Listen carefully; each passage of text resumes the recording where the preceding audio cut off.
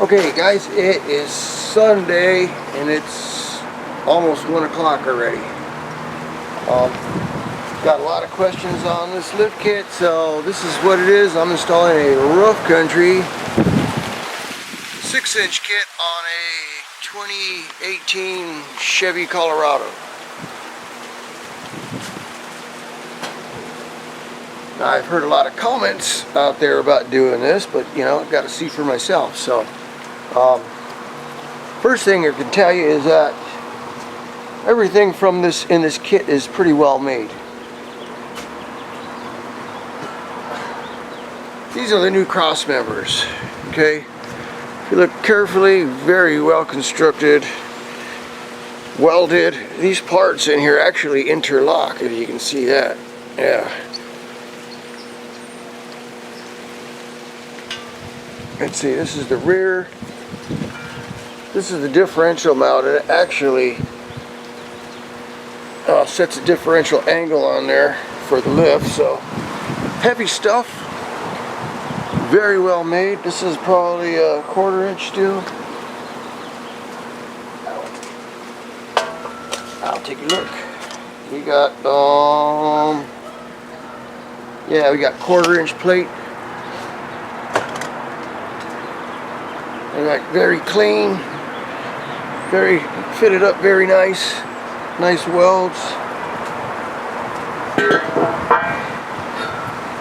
Well, somebody out there made a comment that rough country lift kits bend. I mean, how is this thing going to bend? This is actually thicker than the factory mounting points where the cross members mount. Okay, this is the other cross member. Very well made.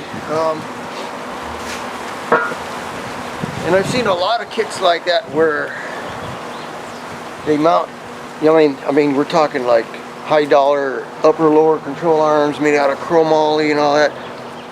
I've seen a lot of that for Tacomas, long travel kits, and they all bolt to the factory mounting points, which is really thin metal. Compared to the new parts, which are actually heavy duty. So this is heavy duty, but you ought to see the mounting locations of the original control arms. Okay, so let's see how this works. The lighting isn't the greatest because it's so bright out and I'm in the shade, but this is what the lower control arm bolts up to. Not very thick metal. Okay, this is from the factory. This is the factory mounting location. And that's the one in the back, and this is the one in the front. Now I already cut the bottom piece off here because you got to trim this for the new for the drop bracket. Okay, but as you can see, this is not very thick. So how is this going to hold up? I don't know. We shall see, right? I'm trying to avoid taking the differential off. I mean, it's loose, but it won't drop down quite because it's a tight fit and it's kind of heavy for one person to be doing on his back. So I figure I'm going to leave it right there. Well, I take the whole thing off. Now all I'm going to do is drop it down and I got to put it back up there. So anyway, so this is, yeah, that's my point here. These things are way thicker material than the factory locations or the factory mounting points. Now I got about every tool I own out here. 2 sawzalls, no, yeah, I got 2 sawzalls over there, and I just remembered I got this little one right here. Yeah, I just remembered I got this little rigid one. That's perfect. It's lightweight. This got in there just right. This is like a specialty one I bought for a job, and I maybe used it twice. Anyway, yeah, and I got my other two saws there, the battery one and the corded one and the battery one, and see, maybe you can see this now. Yeah, I don't think the light's working. Alright guys, it's Sunday, and this is taking me a little longer than anticipated, but then again, I'm not rushing. I've been starting work on this truck at about 11, 12 o'clock, 1 o'clock. It's coming along. Had a few little minor issues, yeah. Like cutting the old cross member, you gotta notch it in a few places. See these pieces right here? Had kind of trouble getting the sawzall to fit in there, get the right angle and all that, with the differential in the way. It says to pull the differential, but being that I'm here by myself, sitting on the ground, it was kind of tough manhandling that thing around. So I figured all I had to do was lower it enough down from the frame and set it on some jack stands, and then just lift it back up when I'm ready, right? Well, kind of worked. Yeah. So there's been a lot of comments on rough country suspensions. I mean, for those of you who don't know, rough country's been around since the 80s. They used to make these big yellow shocks. So you knew it was a rough country product because they were extra large with the Freon cell. Yeah. So they were real popular during the 80s. I don't know what happened after that, but it's probably the same company, maybe different owners or something. But so far everything looks really good, really heavy duty. Like I said, the steel used in their bracketry is like 1/4 inch thick and bolts up to the factory mounting locations, and this is the factory steel from General Motors there, from Chevrolet. It's only like 1/8 inch thick. So this is what you're bolting to. This is a lot weaker than the parts from rough country. So I know I had some comments out there that, oh, those rough country lift kits bend. I don't think they're gonna bend. If anything, this is gonna bend.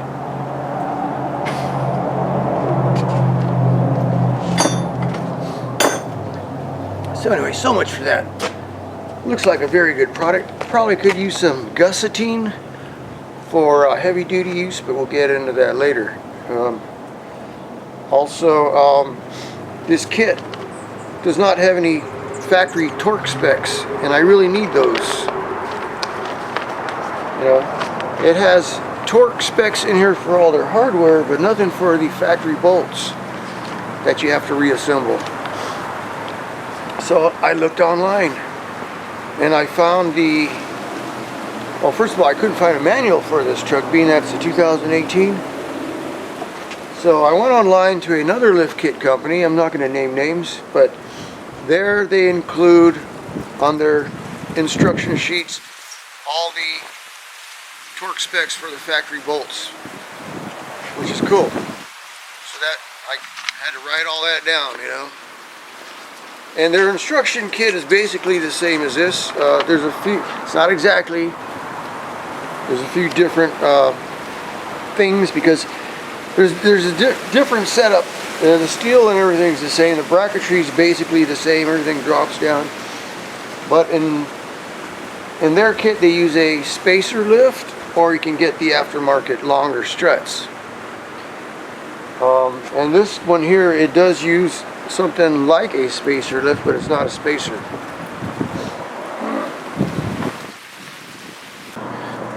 So the struts are kind of heavy, so I'm not going to be able to do this with two hands. But basically, the rough country kit doesn't use a coil spacer. It comes with a shock extender.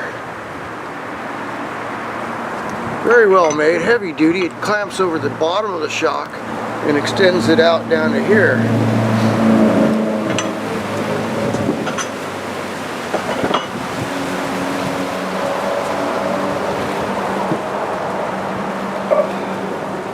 So here's the factory strut. Okay, so that extender bolts on down here and extends the strut out a few inches. Instead of putting a coil spacer on the top like a lot of them, like you see out there, a lot of kits come with. I said there's nothing wrong with these struts, are brand new, so why replace them now? Works for me. One thing I don't like is that I need to push the bushings out of here and replace them with some solid bushings that come with that kit. They're aluminum bushings. So I figured, let me go down O'Reilly's there and make a ball joint separator tool. And this, I'm using one of these receiver cups. This is a ball joint press kit. And over here I'm just using a socket, but still, this is tight. This is a tough fit. Little stuff like this just holds you up, you know? This is just the passenger side. I still got to do the driver's side, and that one I'll do on the vehicle. See, I got it going, but it's still tough.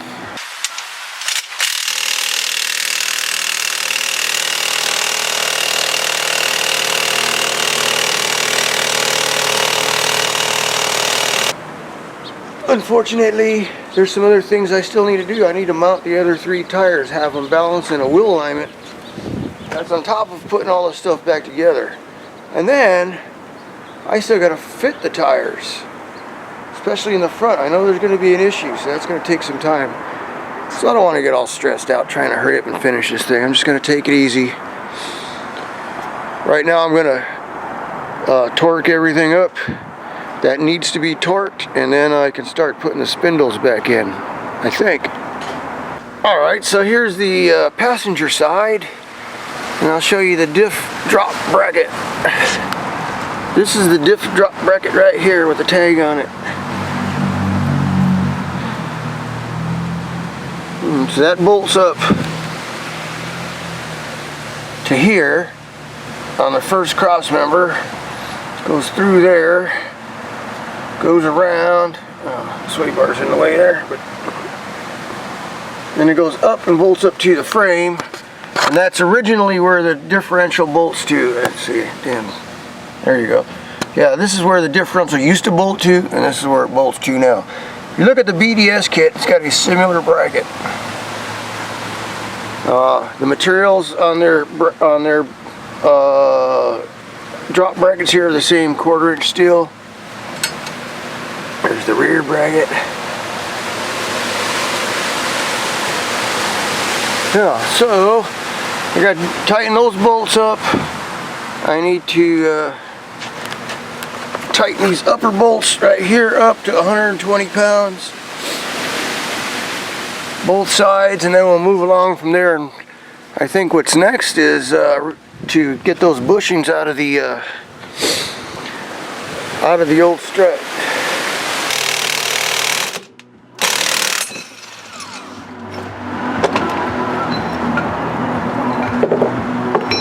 There it is.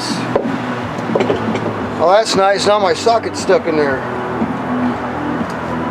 Oh, it's always something. Alright, so this is all I'm trying to do is pull the bushing out of there. What a pain in the ass. And then these go in and take its place.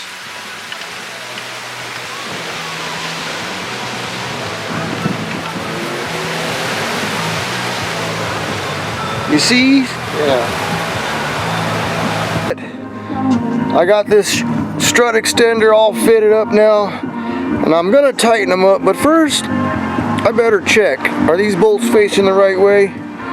No, they're not. You gotta read the instructions there, the notes. Make sure they're not facing away from the CV boot. You know, I had a 50-50 chance of getting this right, and once you know it's wrong, I gotta take these back out. They're not tight, but it's just one of those things. Double check before you tighten stuff up. You know, a professional mechanic knows these things, but I'm just a backyard mechanic. It's like, huh? But it looks to me like all this is going to be an issue, and I don't want to cut it, but because I'm going to put a bumper on there anyway, right? Now this side here, I know I'm gonna have to do some notching or something, trimming. This thing here gets replaced or something when I get a new bumper. So I've been looking at Fab 4's bumper. I think it's called the Vengeance bumper. But I really wanted an ARB bumper, and ARB told me they're not available. That was back in January. So I just seen their newest news release on their website. They're gonna have the bumpers for Colorado coming out in March next month. So I'm gonna call Duffy Biggs over there. I think that's his name, Duffy Biggs, over there at ARB USA, and tell him, when can I get my bumper? I'm gonna need it. I may just end up pulling this bumper off temporarily to fit the tires. I have to send them a picture, tell them I need a bumper now for the right price too, because they're pricey. They had a price quote on their webpage of $1,700. Hi out there, guys. It is Monday. It's almost 3 o'clock. And the sun goes in, the sun comes out, the sun goes in, the sun goes out. It gets cold, it gets hot. For a while there, I was going to put some shorts on, you know, shorts and flip-flops weather. And the clouds came in, it got cold and windy again. And this is going on awfully slow. There's a lot of little parts to this thing. And I got one side 95% finished, I hope. Man, what I'm going to do is I'm going to do one more thing, because I got to take that ball joint press back. So I need to press out the other bushing, but this is what this side looks like. You know, boy, this is some heavy parts here. This big steering knuckle is all cast. They call it nodular iron or something. And you got this little tiny ball joint up here holding it on there. Oh man, that looks scary. Right now, it's at full, what they call full droop, and it's almost hitting the spring right here. I'm not gonna hook the sway bar up just yet. Just hook my tie rod up, that's no issue. But look at these little tiny tie rods. Why does Chevy do this? I mean, even on their full-size trucks, these little bony-ass tie rods. Here's another heavy-duty part right here, that strut extender. It's got to add some weight to this truck now. Everything else looks pretty clean, except this brake line. This definitely need longer brake lines. They supply you with some brackets to relocate that, and I was like, man. I go, even with the location bracket, it hooks up here and extends it down to here. That's still not enough. Unless I've got it wrong here, because right now the wheels are pointed straight ahead when it turns. Look at that. I need some longer brake lines, so that's something. That's just another issue, yeah. As you can see, look at the bump stop is way up here. It's never going to go all the way down there. What's going to happen is the strut is going to top out. Bang! That's an issue. Oh, man, I am tired. I'm wore out.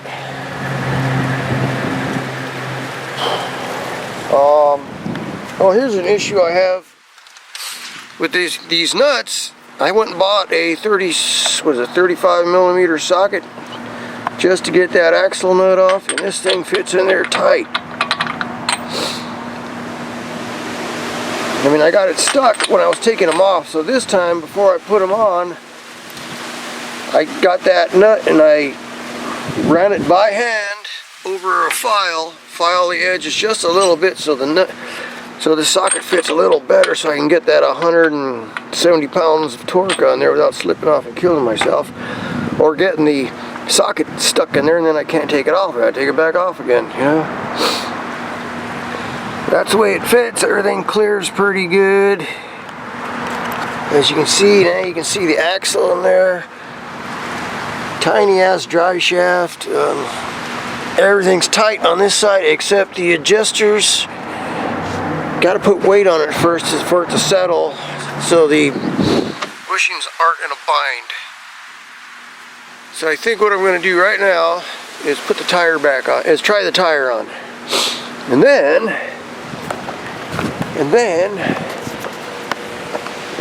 yeah. God, look at all these tools I got out. Boxes, more tools, and then I get to do this side. Whee!